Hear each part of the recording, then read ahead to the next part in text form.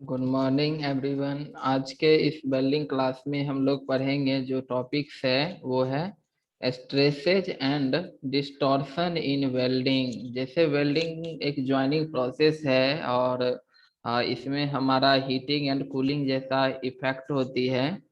तो हीटिंग और कूलिंग से जो वेल्डिंग में हमारा जो वेल्ड बीड है उसके अंदर एक स्ट्रेस डेवलप कर जाता है, जिस कारण से वो वेल्डिंग जो है डिस्टॉर्ट हो जाता है। तो ये भी एक तरह का क्या है, डिफेक्ट है। इसको हम लोग एक वेल्डिंग डिफेक्ट के रूप में हम कंसीडर करते हैं।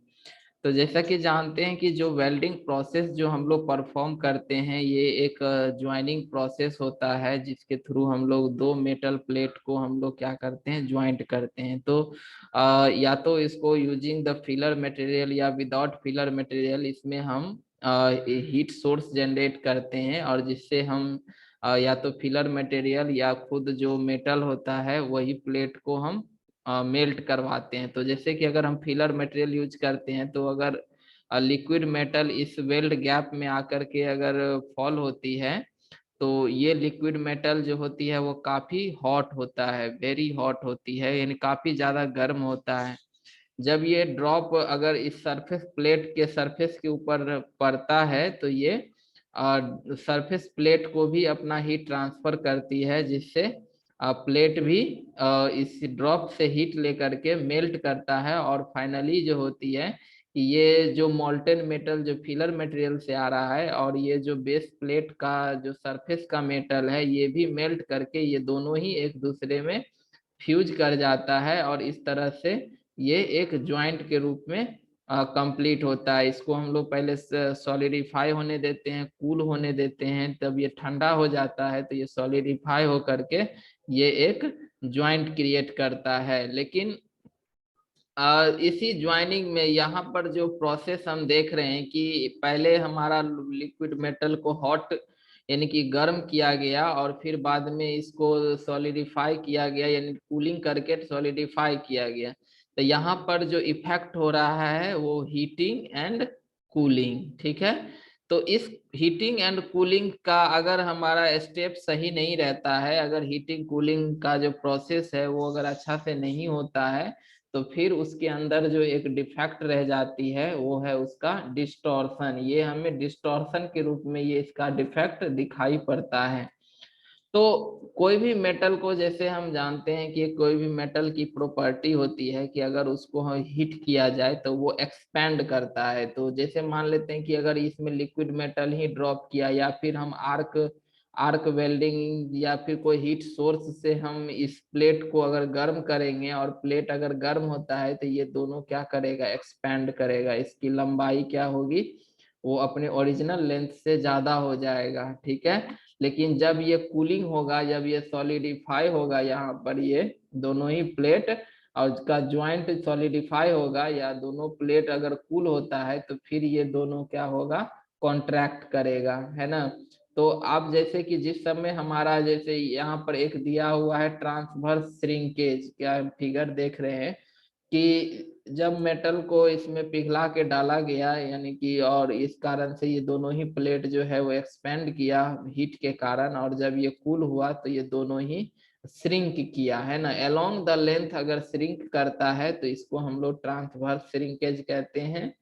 एक होता है लॉन्गिट्यूडनल श्रिंकेज, जो हमारा अगर लॉन्गिट्यूडनल डायरेक्शन में जो वेल्डिंग है और ये वेल्डिंग जब हॉट था तो ये वेल्ड मेटल खुद एक्सपेंडेड फॉर्म में था और जब ये कूल हुआ तो ये श्रिंक करके ये इसकी लंबाई कम हो गई। इस तरह से हम देख रहे हैं कि यहाँ पर वो क्या कर गया, डिस्टॉर्ट कर गया, मतलब यहाँ पर श्रिंक कर गया।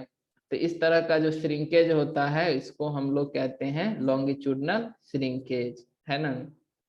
और यही चीज की अगर हमारा दोनों का डिस्टॉर्शन जो है दोनों प्लेट का वो एज ए की एक एंगुलर टाइप हो जाए, कि मतलब जैसे यहाँ पर टॉप फाइबर के रूप में एक तरह का कॉम्प्रेसिव स्ट्रेस डेवलप कर रहा है और बॉटम फाइबर में जो है ये एक टेंसाइल स्ट्रेस डेवलप कर रहा है, तो ये दोनों ही प्लेट क्या होती है, एक दूसरे के तरफ जो है ये बैंड करता है। तो इस तरह के डिस्टॉर्शन को हम लोग एंगुलर डिस्टॉर्शन कहते हैं। तो आखिर ऐसा होता क्यों है। तो इसका कारण ये है कि जब हम यहाँ पर मोल्टेन मेटल को पिघला के डालते हैं और ये हमारा मान लेते हैं कि ये वेल्ड बीड है, तो ये वेल्ड बीड जब हमारा हाई टेम्परेचर पे होता है तब ये क्या रहती है, एक्सपेंडेड फॉर्म में रहता है। और जब इसको हम लोग कूल होने के लिए छोड़ देते हैं तो इसका जो साइड वाला सरफेस है, यानी कि इसका जो वेल्ड बीड का आउटर मोस्ट सरफेस है, ये हमारा किसी एक्सटर्नल एजेंट के कांटेक्ट में होता है, या तो एटमॉस्फेयर के कांटेक्ट में होता है, या यहाँ पर आगे बेस प्लेट है, यहाँ पर प्लेट है, तो ये प्लेट के कांटेक्ट में होता है जिसकी टेम्परेचर जो की है लोअर होती है। तो ये वेल्ड बीड जो है अपना हीट रिजेक्शन जो स्टार्ट करता है ये ऑन द आउटर सरफेस, इसका आउटर सरफेस से हीट बाहर की ओर रिजेक्ट होती है, तो इसका आउटर सरफेस जो है वो पहले कूल हो जाएगा यहाँ पर। और लेकिन जो यहाँ पर क्या है, सेंटर का मेटल है, इसका सेंट्रल पार्ट का जो वेल्ड बीड का मेटल है ये बाद में ठंडा होगा। तो अभी क्या हो गया कि इसका जो आउटर मेटल था ये पहले कूल होकर के सॉलिडिफाई हो गया। अब जब ये अंदर का मेटल यहाँ पर सॉलिडिफाई होना चाह रहा है तो ये श्रिंक करेगा। तो चूंकि कोई भी मेटल सॉलिडिफाई होगा, कूल होगा, तो वो श्रिंकेज करेगा। तो यहाँ जब सेंट्रल पार्ट का मेटल जब श्रिंक करना चाहता है तब तक आउटर सरफेस सॉलिड बन चुका होता है जो उसको श्रिंक करने का विरोध करता है, यानी श्रिंक होने नहीं देता है। जिस कारण से क्या होती है कि इस सेंट्रल पार्ट में एक स्ट्रेस रह जाता है, जिस स्ट्रेस को हम लोग कहते हैं रेसिडुअल स्ट्रेस। ठीक है, ये स्ट्रेस जो है उसके अंदर डेवलप हो जाती है, रह जाती है, और फिर यही कंपोनेंट का जब अगर हम लोग किसी पर्टिकुलर एप्लीकेशन में यूज करते हैं तो एक स्ट्रेस जो उसके पहले अंदर में इंटरनली मौजूद है और एक बाहर लोड के कारण स्ट्रेस लगता है, और जब ये स्ट्रेस की मान इस तरह से हमारा जो लगाया हुआ लोड है उससे काफी बढ़ जाती है तो ये इसका फेल्योर का चांस ज्यादा बढ़ जाता है। तो इस तरह से हम देख लिए कि वेल्ड बीड में जो रेसिडुअल स्ट्रेस का डेवलप है वो उसका हीटिंग एंड कूलिंग के कारण उसमें क्या कर रहा है, डेवलप कर रहा है ना। तो अब है कि दूसरा स्ट्रेस जो है रेसिडुअल स्ट्रेस और भी डेवलप करता है जब हम इसको मेटल फॉर्मिंग प्रोसेस करते हैं, जैसे रोलिंग हो गया, फॉर्जिंग हो गया, ये सब क्या है, एक कोल्ड वर्किंग प्रोसेस है, इसको हम लोग मेटल फॉर्मिंग प्रोसेस कहते हैं, जिसमें हम लोग मतलब बिना मेटल को पिघलाए ही उसकी फॉर्मेशन करते हैं। तो ये सब भी एक प्लेट के ऊपर क्या डालता है, एक स्ट्रेस डालता है। तो इस सब के कारण भी रेसिडुअल स्ट्रेस जो है वो डेवलप करता है वेल्ड मतलब प्लेट के अंदर, और उसी प्लेट को जब हम लोग यहाँ पर वेल्ड करने जाते हैं तो वो स्ट्रेस तो पहले से ही मौजूद होता है। हालांकि यहाँ पर ये स्ट्रेस प्लेट में कम भी होता है, क्योंकि यहाँ पर जब हम इसमें वेल्ड मेटल को डालते हैं तो ये अब फिर से दोबारा हीट हो जाता है ये बेस प्लेट। तो ये प्लेट को जितना मतलब हीट करके स्लोली कूल किया जाएगा उतना ही रेसिडुअल स्ट्रेस रिलीफ भी होता है। तो रोलिंग फॉर्जिंग से जो स्ट्रेस आ जाती है वो वेल्डिंग करते वक्त जो है दोबारा ये प्लेट हीट होता है तो प्लेट का रेसिडुअल स्ट्रेस कम भी होता है। हालांकि इस सब के स्ट्रेस रहने से इसमें श्रिंकेज का चांस जो है वो और इंक्रीज भी करता है। ठीक है, तो ये है स्ट्रेस डेवलप करने का कारण, है ना। इसके बाद है कि इसका और डेवलप करने का कारण है कि अगर हमें मान लेते हैं कि हायर करंट अगर हम लोग सप्लाई करते हैं किसमें, वेल्ड बीड में, ठीक है, हायर करंट सप्लाई करेंगे तो ये हायर हीट को जनरेट करेगा, है ना, यहाँ पर हायर हीट जनरेट करेगा। तो इससे हमारा मेटल का हीट अफेक्टेड जोन जो है, हीट अफेक्टेड जोन मतलब जहां तक मेटल में, चूंकि वेल्ड तो कर रहे हैं हम यहाँ पर लेकिन हीट तो ट्रांसफर, मेटल भी कंडक्टिंग मटेरियल का है तो हीट आगे तक भी ट्रांसफर हो जाता है। तो जहां तक हीट अफेक्टेड जोन है वहां तक ये प्लेट जो है दोबारा हीट हो जाता है, और यही जब हमारा फिर ये कूल होता है तो फिर ये डिस्टॉर्शन जैसा इसमें प्रॉब्लम होती है। तो इसमें हम ये कहेंगे कि जितना हम लोग वेल्ड मेटल का ग्रेटर नंबर ऑफ लेयर जितना डिपॉजिट होगा उतना ही डिस्टॉर्शन जो है वो बढ़ेगा। तो अब है कि डिस्टॉर्शंस को हम कम कैसे कर सकते हैं, क्या क्या तरीका है जिससे कि हम इस रेसिडुअल स्ट्रेस या डिस्टॉर्शन, क्योंकि डिस्टॉर्शन तो हीटिंग और कूलिंग इफेक्ट के कारण आ जाता है वेल्ड बीड में, और ये एक हार्मफुल मतलब ये एक डिफेक्ट है वेल्डिंग का, क्योंकि इससे हमारा जो मेटल ब्लॉक है जिसको हम एक पर्टिकुलर पर्पस के लिए ज्वाइन किए हैं, तो उसमें एक अंदर का स्ट्रेस पहले से है, बाद में उसको बाहरी लोड के कारण स्ट्रेस आएगा, दोनों मिला के इसकी स्ट्रेस काफी ज्यादा राइज हो जाती है। तो हम चाहेंगे कि ये इसके अंदर का रेसिडुअल स्ट्रेस जो है वो कंप्लीटली रिमूव हो जाए। तो इसको रिमूव करने का क्या क्या तरीका है, तो एक तरीका हम लोग अपना सकते हैं स्टेप वेल्डिंग के थ्रू। ठीक है, स्टेप वेल्डिंग में हम क्या करते हैं, पूरे वेल्ड बीड को हम एक छोटा छोटा स्टेप में बांट लेते हैं, यानी छोटा छोटा पार्ट में बांट लेते हैं। पहले हम लोग थोड़ा सा वेल्ड करते हैं, उसको कुछ देर तक सॉलिडिफाई होने देते हैं, फिर हम लोग सेकेंड स्टेप में वेल्ड करते हैं।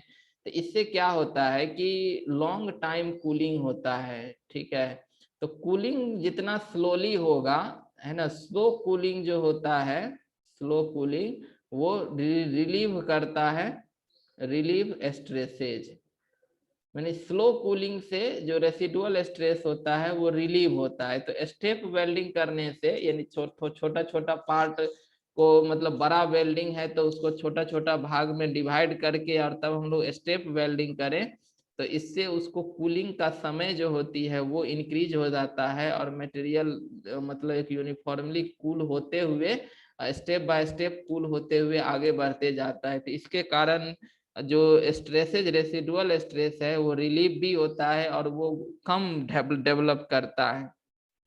तो रेसिडुअल स्ट्रेस को हटाने का एक कारण, मतलब ये एक जो तरीका है वो है स्टेप वेल्डिंग।